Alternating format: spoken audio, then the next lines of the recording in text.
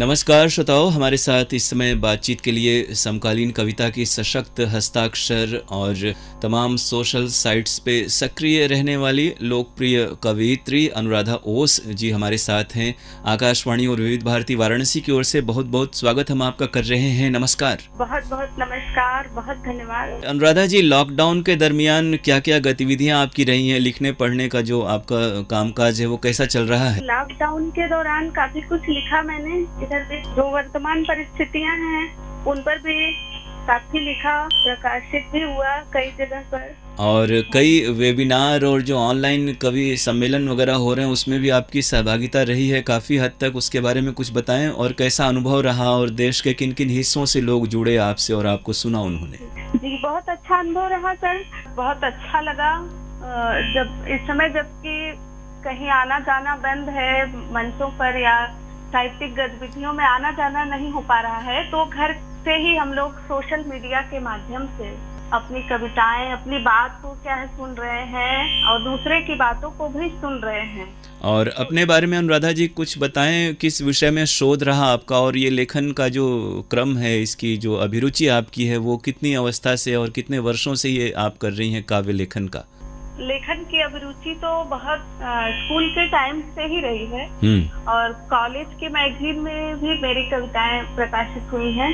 और उसके बाद काफी लंबा अंतराल रहा लेखन का। पुनः शुरू किया और धीरे धीरे पत्रिकाओं में प्रकाशित होने लगी और आकाशवाणी में भी मैंने कार्यक्रम किए जी।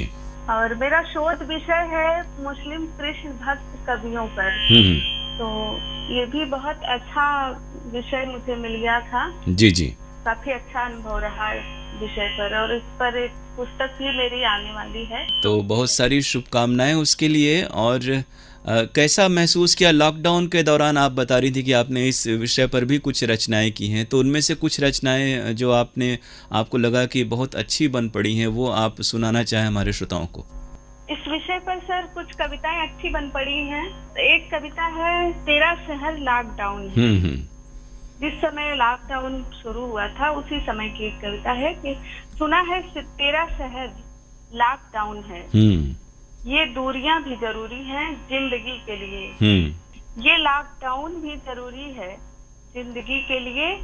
गले तो कभी भी मिल लेना दोस्तों, गले तो कभी भी मिल लेना दोस्तों, मगर कुछ दिन हाथ भी न मिलाओ, ये जरूरी है जिंदगी के लिए। सुना है तेरा शहर लॉकडाउन हो गया है, चलो कोई बात नहीं, कुछ दिन मन के सुने आंगन में झांक लो, मिल लो कुछ दिन खुद से, खुद के लिए जीना जरूरी है जिंदगी के लिए। वक्त कितना भी टेढ़ा हो सीधा हो ही जाएगा, घना अंधेरा कितना भी हो उजाला हो ही जाएगा, समय की ताल पर कदम ताल जरूरी है जिंदगी के लिए। सुना है तेरा शहर लॉकडाउन हो गया है, चलो कोई बात नहीं, ये दूरियां भी जरूरी हैं जिंदगी के लिए। बहुत अच्छा है। ये तो है कि इस समस्या में भी लोगों ने सकारात्मकता को, खासतौर से रचनाकारों ने उसकी तलाश कर ली और उसमें भी ऐसे सकारात्मक बिंदु उठाए और जिनसे कि रचनाओं को सुनने और लिखने पर बहुत प्रेरणा मिली खुद को और श्रोताओं को भी। ये तो है।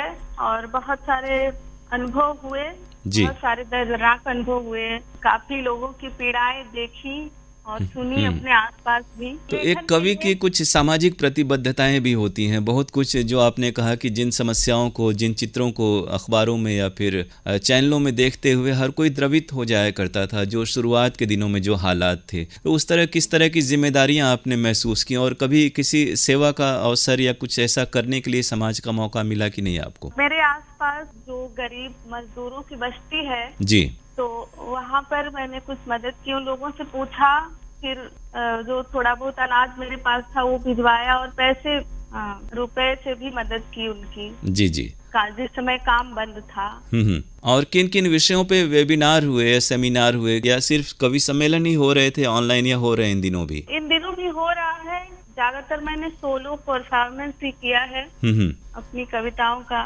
जी जी, 40-45 मिनट का कविता पाठ, तो उसमें सारे विषयों को शामिल किया।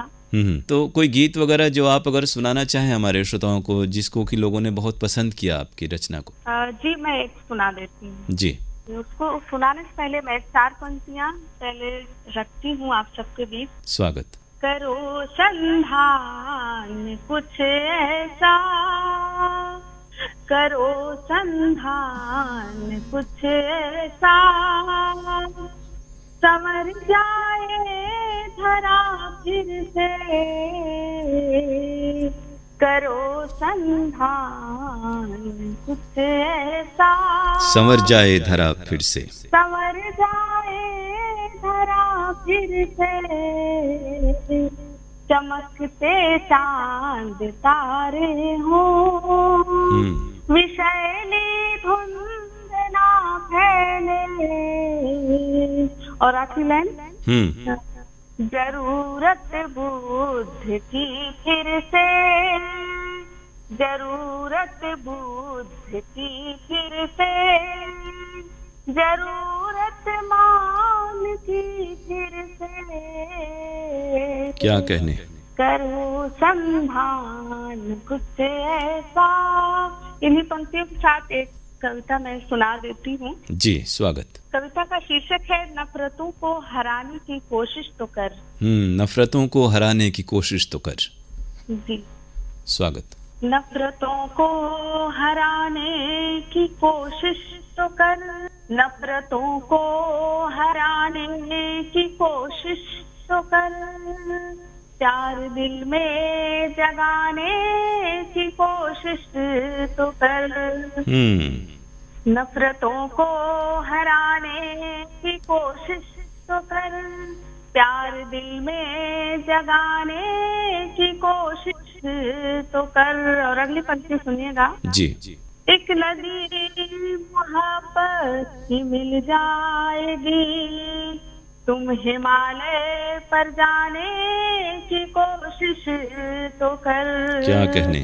नफरतों को हराने की कोशिश तो कर। और अगली पंक्ति सुनेगा कि जख्म दिल के दिखाना जरूरी नहीं, जख्म दिल के दिखाना जरूरी नहीं, जरूरी नहीं, कोई मरहम लगाने की कोशिश तो कर, नफरतों को हराने की कोशिश तो कर।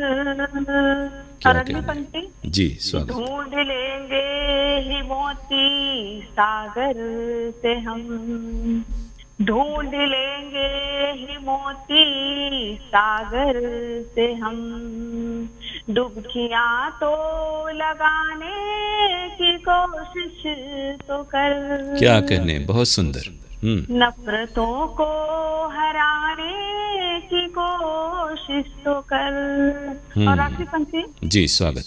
मोती बनकर के सीपी में ढल जाओगे, मोती बनकर के सीपी में ढल जाओगे, स्वाति सी मुस्कुराने की कोशिश तो कर।